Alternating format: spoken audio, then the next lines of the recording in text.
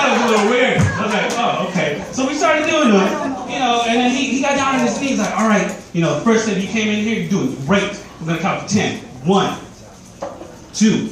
You can do it. Don't stop. You're good. And then in the middle of the count, he sees his buddy, gets up, walks over to his buddy, has like a minute conversation with this guy, comes back and goes, all right, where we left off? 3. No, man. You can't leave for a minute and then come back and get at 3. Like, I'm done, And he started yelling at me, like they're supposed to motivate you, but I don't think they're supposed to call you fatty, or, like, if you do 20 push-ups, I'll take you in and out. Like, that's not motivation, Like, I don't think that's fair. So it's the last way I went. I stopped, I got upset and I told him, look, but, like, you're expensive. Personal trainers are expensive. Like, I told him, look, you're yelling at me, you're supposed to be my friend. I paid you to be my friend. Like, you don't even know how many chicken nuggets I could have bought with the money I saved to pay you. How many meals that could have been. How many Costco pizzas. You don't know how good they are.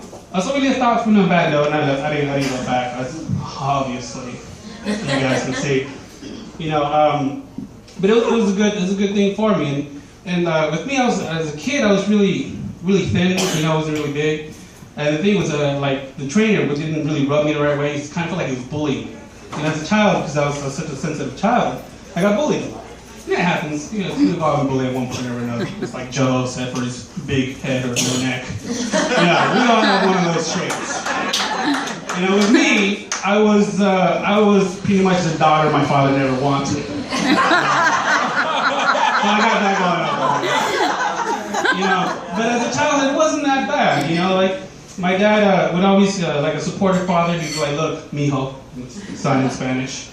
He goes, here, as long as you work hard and you believe in anything, you can be whatever you want.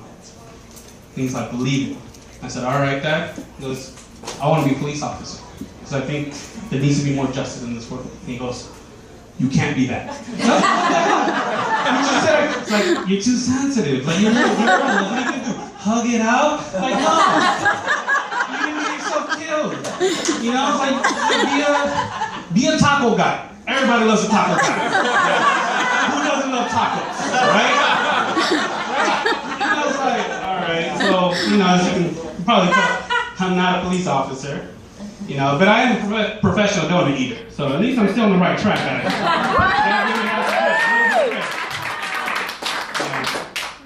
But yeah, like I said, as a little kid, I was really sensitive, and I grew up that way. I used to cry a lot, and now I'm not so much. Life has kind of kicked me in the ass one too many times to really care so much. But I used to be so sensitive that people used to think I was gay, and I was like, no, I was never gay. Like maybe a little gay, some where are the gays? Come on, you guys.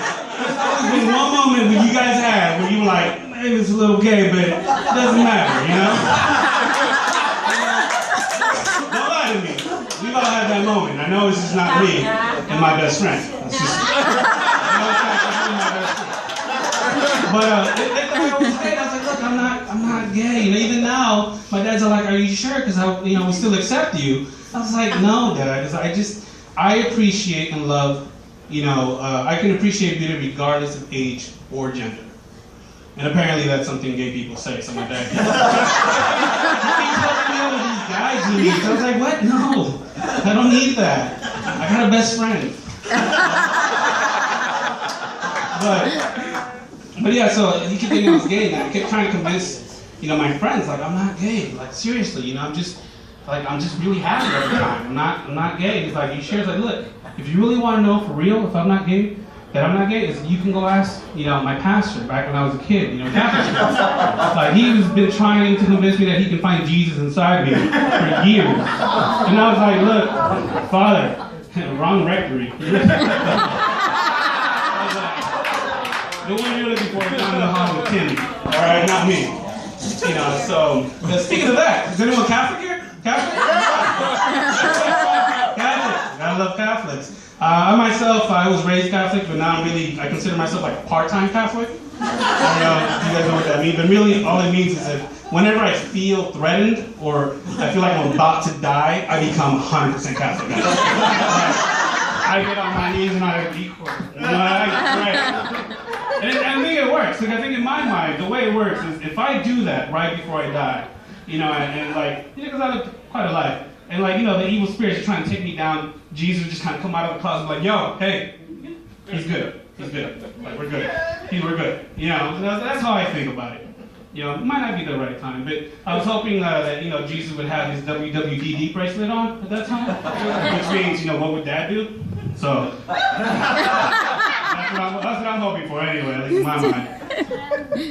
But yeah, so, I'm not gay, I grew up, I'm pretty heterosexual, I like the ladies, I like the ladies.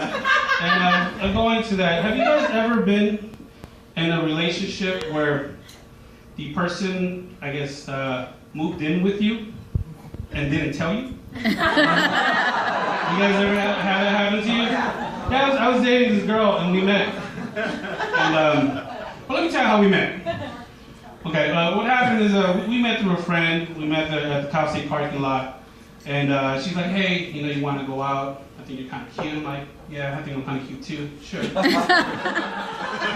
go out, So she goes, all right. She goes, I'll drive. I was like, all right, it's 21st century, progressive times. A woman wants to drive. I'm a gentleman. I said, all right, you can drive. So she drove. She went to some Asian fusion restaurant because she's Asian. That's what they eat. We loved it. It was great.